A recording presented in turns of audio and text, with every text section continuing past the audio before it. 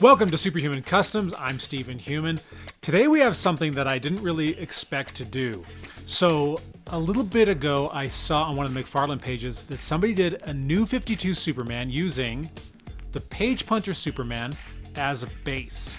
Now I never really wanted to get this guy. I love Lee Bermejo's art, but for me, for whatever reason, this didn't sit well with me. It didn't really appeal to me.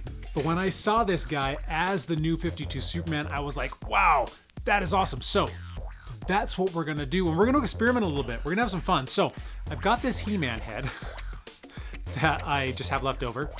We're gonna use this guy's hair on this Superman because the new 52 Superman had a little bit more of it didn't have quite the curl. It was more of just a windswept look. And then we're gonna use this head with this hair for a different Superman that we'll be doing in the coming weeks. So I'm very excited about doing a new 52 Superman on this guy, and I don't know how yet, but we're gonna try and do so that he's got like the raised areas and things. I've got a couple of ideas, so this is gonna be a lot of fun. Let's get to it. So we've removed the hair from both of these guys because they're obviously going to get switched. All I did was just put it in hot water and was able to take them off very easily. And so this will be the base for both of these characters we'll be doing, but right now, the new 52 Superman. And here's what Superman looks like with his He-Man hair. He is Surfer Superman. Look how beautiful Superman looks. All right, so I have sanded down his head so that the hair now fits pretty nicely on there. But now it's time to give him a haircut. So we're going to trim off all around here and just kind of make it so that he's got more of a crew cut. So first I'm just going to go through and just kind of trim off this bottom base part. Nice and simple.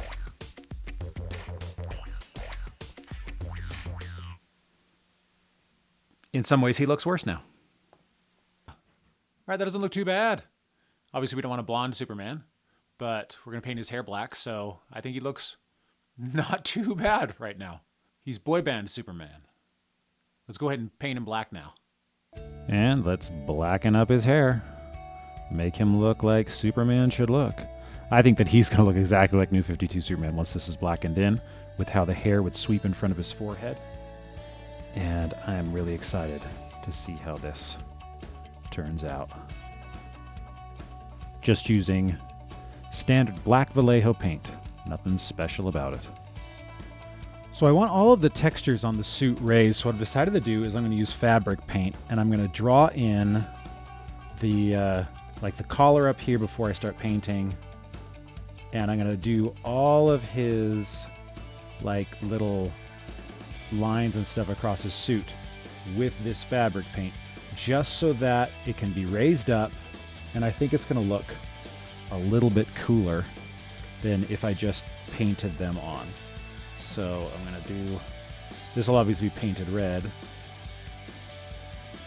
but for now, that'll be his collar. And they might take two coats, one over the top, in order for it to really stand out, but we'll jump off that bridge when we come to it. Yeah, once we go through and paint, these are going to look so good. Yes! Here we go. They're all over his legs and arms, just like how he looks in the comics. And we will let him dry. And hopefully, these will still have the texture when we go over and paint. What I'm going to do now is I'm going to take some gunmetal gray, and I'm going to paint over these areas that are either flesh tone or the red here of his pants. Because I want there to be a similar base color before I put the blue on, because then it will be consistent. So you need to think about that, especially since how I like to do with that blue, with the metallic blue, is that I like to keep it a thinner layer. And what that does is that it allows me to have some of the base color come through. And so since this, you can see that gray is, I mean, it's obviously not the same blue, but it's a close enough mix that it won't make too big of a difference with the blue once I put it on. So I'm just going to go through here and on the shorts and do a quick layer of this gray. He's looking pretty good. You can see here in the silver, in the gunmetal gray, you can see the lines from the fabric paint. So I think that once we get the blue on here, it's going to look pretty good. Before we do the blue, though, I want to red up his belt here. So I'm going to do that first before I do anything else. It's a little bit of a detail work, but if I get any splatters of the red on the blue, it's going to get covered. And I'm more likely to do that because I'm going to get right up to the edge here. And so I would rather do this now and then fix the blue by going right up to, where the red is. But this way I can get these edges and I don't have to be quite so worried about sloppage. So it's probably going to need one more coat, but you can already see the major difference between the reds. This is more of the red that I want because the new 52 red is a brighter red. So I'm just going to use the exact same Vallejo paint. And while I'm at it, I'm just going to go through and add red to the symbol here, which should match pretty well once everything's dried. And I put the second coat on here because this is thinner paint, and so it does show through the layer, the type of paint on the bottom, and so this one is just lighter than this one is. But as we go through a couple of coats, that will fix itself. I've just decided to do all the red while I'm here. Why not? We're going to hit his boots too. These ones will require 2 coats because as you can see the black still.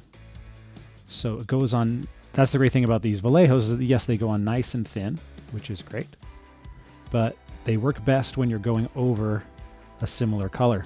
So you can see that the red on the boots looks really nice, but if we're going over the black, they don't look quite so good. So I probably in this case should have used red fabric paint. I didn't even think of that.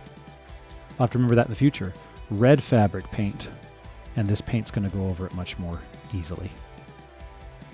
Moment of truth. We start in on the blue. We're just going to cover him up. And with this one, we're likely going to have to do 2 coats. As you can see, I'm going to put it on just like I always do with this metallic paint. I'm going to put it on nice and thin, which will require a second coat. But it's going to look really good. And already you can see it hitting the layers of fabric paint, which are then going to put in the texture that we want. I mean, just look at that. Oh, I cannot wait to see this guy all done. I hope that you are as excited as I am. I know that you are. One thing I forgot is that New 52 Superman's cuffs and collar are red. So I'm going to go through and just paint those up real quick. Now I'm going to go all the way to the ball joint here under his hand. I'm actually going to pull his hand off here in a second because that's going to allow me to have so it doesn't go red to blue, which I think will look very weird. Okay, this guy turned out absolutely awesome. He looks just like he should as a New 52 Superman. You can see here the fabric paint that I added to kind of add the textures really stands out really nicely.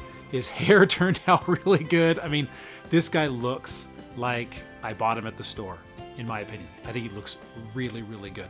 So excited that I now have this New 52 Superman. I'm sure that in the coming years, McFarlane's going to do a New 52 Superman, and I'll probably end up buying it. Maybe. I don't know. I've got my own now, and he's pretty dang awesome. So there you go. New 52 Superman right there. If you guys have any requests, any figures you'd like to see me do, feel free to comment below.